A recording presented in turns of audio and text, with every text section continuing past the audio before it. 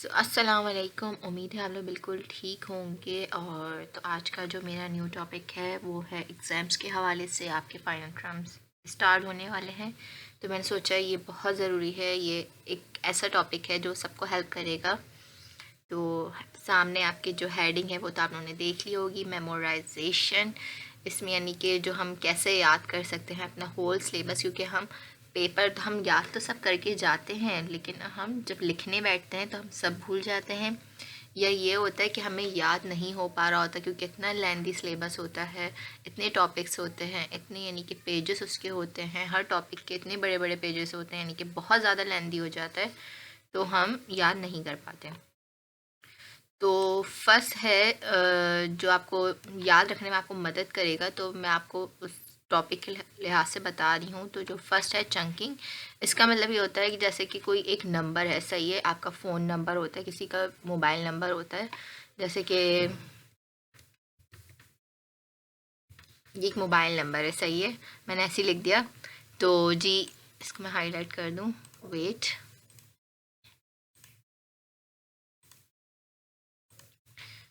Sorry,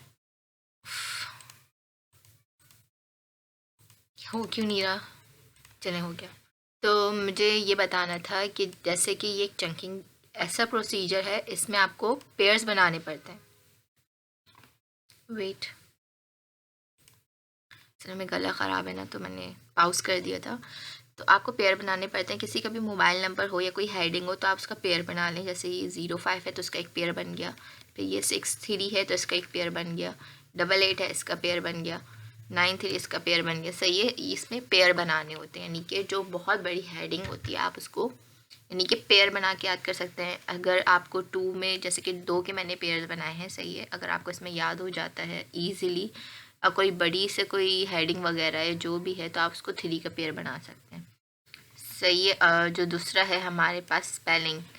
अच्छा, जो भी हमारी जैसे कि होती है, यस, कोई भी हेडिंग होती है, जैसे कि हम साइकोलॉजी के स्टूडेंट्स की बात करें तो उनको डायग्नोसिस और जो सिम्टम्स होते हैं उनको याद करने पड़ते हैं, क्योंकि हर कोई भी डिजीज़ होता है, कोई भी सिंड्रोम होता है, उसके जो डायग्नोसिस जो होते हैं बहुत सारे होते हैं, सही है, उसका ट्रीटमेंट की अलग अलग हेडिंग्स होती हैं, और कॉजेस बहुत सारे होते हैं, तो वो मिक्सअप हो जाता है, उनको याद नहीं रह पाता। तो उसके लिए ये होता है, जैसे कि ये मैंने ये बिकॉज एक वर्ड है, सही है।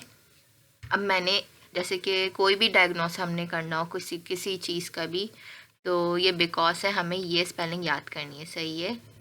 तो हम इसको कैसे याद करेंगे, जैसे कि elephant can always upset small elephant, हमें ये याद करना है, ये लाइन हमें याद करनी है। तो हम इसको कैसे याद रखेंगे, सही है। ये तो जस्ट मैंने ऐसा बच्चों वाली एग्जांपल दी है, तो ये डायग्नोस करने में और ये कॉजेस वगैरह में नहीं बहुत काम आती है, क्योंकि मेरा ये 6th सेमेस्टर चल रहा है, मैंने अब तक यही ट्रिक अपनाई है, हमेशा मैं यही ट्रिक लगाती हूँ याद करने के लिए। तो जी ये है, अगर हमें ये लाइन याद करनी है तो हमें ये याद करना है, big elephant can always upset small elephant. तो जी इसका हमने ये बी उठा लिया, ये रहा बी, हमने ई का एलिफेंट का ई उठा लिया, कैन का हमने सी उठा लिया, सही है, ए का ऑलवेज का हमने ए उठा लिया, अपसेट का यू उठा लिया, स्मॉल का एस उठा लिया, ई का एलिफेंट का ई। तो ये एक वर्ड बन गया बिकॉज, सही है, सही है। ये आपको याद रखने में यानी कि पूरी एक लाइन आ गई इस वर्ड में जस्ट। ये बहुत अच्छी ट्रिक है, आप लोग भी अपनी कर सकते हैं। ये कोई सा भी आपका सब्जेक्ट हो, इंग्लिश हो, साइकोलॉजी हो, physics, economics, most important, economics बहुत ख़तरनाक सब्जेक्ट है, मुझे बिल्कुल नहीं पसंद। तो ये आपकी बहुत अच्छी ट्रिक है, ये बहुत काम आएगी, मेरे तो बहुत काम आई है, सही है। अच्छा, तो एक ट्रिक है, मैंने आपको 2 ट्रिक्स बता दी हैं, ये थर्ड ट्रिक है 4R। 4R क्या होता है, रजिस्ट्रेशन, रिटेंशन, रिटाइवल। अच्छा, इसमें क्या होता है, रजिस्ट्रेशन में हमें क्या करना होता है कि हमें कोई भी हमने जैसे हमने बुक खोली, अब हमें एक टॉपिक याद करना है ना, तो हम इसको देखेंगे और हम अपने जो माइंड में ये फ़िक्स कर लेंगे, सही है। हम पहले इसको फ़िक्स करते हैं ना, तो ये हमारी स्मॉल जो यानी कि क्या बोलेंगे, लॉन्ग टर्म मेमोरी में फ़ौरन नहीं जाता है, शॉर्ट टर्म मेमोरी में जाता है, और हमें डालना है लॉन्ग टर्म मेमोरी में, सही है। पहले हम इसको ऑब्जर्व करेंगे लिखा क्या है, सही है, हम इसको जस्ट रीड आउट करेंगे वन टाइम रीड आउट करने के बाद आप इसको लॉन्ग टर्म मेमोरी में ऐड करना चाहेंगे, यानी कि आप ये याद करेंगे जो मेन इसमें जो टॉपिक होगा उसमें जो मेन पॉइंट्स होंगे, मेन जो चीज़ें लिखी होंगी, वर्ड्स लिखा होगा, जस्ट आपको वो रिमेंबर रखना है अपने जहन में और वो आप डालेंगे लॉन्ग टर्म मेमोरी में। वो आपको खुद ही चल जाएगा। अगर आप उसको जस्ट आप ये बोलेंगे लॉन्ग टर्म मेमोरी में भाई हम कैसे डालें, तो लॉन्ग टर्म मेमोरी में हम ऐसे डालेंगे जहाँ हम जस्ट हमें जो मेन इन्फॉर्मेशन है, जो मेन वर्ड्स हैं, बस वो हमें याद रखना है, बाकी हम खुद कर सकते हैं। वो बस मेन वर्ड्स जो हमें याद रह जाएंगे ना, तो हम उसके ज़रिए हम अपना पूरा पैराग्राफ लिख सकते हैं। सही है। अच्छा, एबिलिटी टू अच्छा जो थर्ड वन है, इसमें ये करना होता है जो हमने अब तो हमने याद कर लिया, सही है, हमने फिक्स कर लिया अपने जहन में।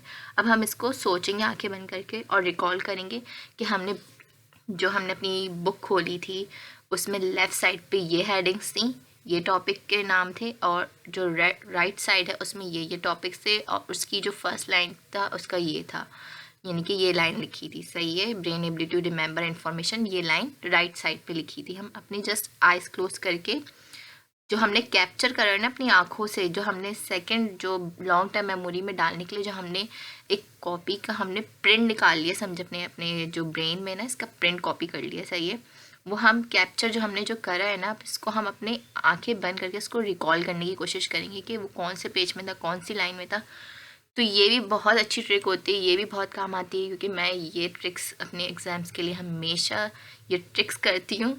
और क्योंकि शॉर्ट टाइम पीरियड होता है, असल में हम लोग पढ़ते नहीं हैं शुरू से, और कुछ होते हैं जो स्टूडेंट्स होते हैं, कोई जो लड़कियां होती हैं उनकी ज़्यादा शादियाँ हुई भी होती हैं, तो जो भी होता है मैं घर के मसलों में, काम वाम में हम याद नहीं कर पाते, शुरू से तैयारी नहीं करते, और हमारे पास जस्ट 10 डेज़ रहते हैं या 2 डेज़ रहते हैं। तो ये ट्रिक्स आपके लिए बहुत इम्पॉर्टेंट है। आप ये ट्रिक करेंगे, आपको बहुत अच्छे से अपना जो कोर्स है वो आपको कंप्लीट होता हुआ नज़र आएगा। आप लोग खुद बोलेंगे यार ये तो बहुत ज़बरदस्त ट्रिक है। और मैं आपको बता रही हूँ क्योंकि मैं 6th सेमेस्टर की स्टूडेंट्स हूँ और साइकोलॉजी की भी हूँ, तो हमारा जो सब्जेक्ट है वो बहुत हार्ड होता है। उसमें बहुत सारी जो स्किल्स होती हैं वो हमें रिमेंबर रखनी पड़ती हैं, और जो डायग्नोस और नाम जो होते हैं भाई बहुत हार्ड होते हैं। तो सब हम इसी ट्रिक से हम याद करते हैं, और ये ट्रिक्स हमें हमारी टीचर ने ही बताई थी शुरू में ही कि ये, हाँ, क्योंकि उनको भी पता है कि ये तो बच्चे याद नहीं कर सकते, इतने हार्ड नाम होते हैं, इनके डायग्नोसिस, इनके कॉज इतने सारे होते हैं, सब मिक्सअप हो जाते हैं। तो जस्ट ये ट्रिक है जो हम अपने कोर्स में अप्लाई करते हैं, अपने सारे सब्जेक्ट्स में अप्लाई करते हैं। सिर्फ मैं साइकोलॉजी की बात नहीं कर रही हूँ, बार बार मैं आपको यही बता रही हूँ कि ये मैंने सब सब्जेक्ट में अपनी ये ट्रिक्स लगा के अपने पेपर्स दिए, और अल्हम्दुलिल्लाह मेरा बहुत अच्छा ग्रेड रहा है, बहुत अच्छा रिजल्ट रहा है। उम्मीद है आपको मेरी ये वीडियो पसंद आई हो। प्लीज़ मेरा चैनल को सब्सक्राइब कर दीजिएगा, हो सके तो लाइक भी कर दीजिएगा।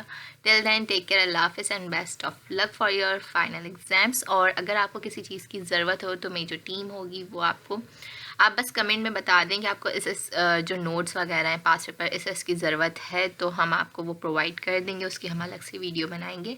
टिल देन टेक केयर, अल्लाह हाफ़िज़।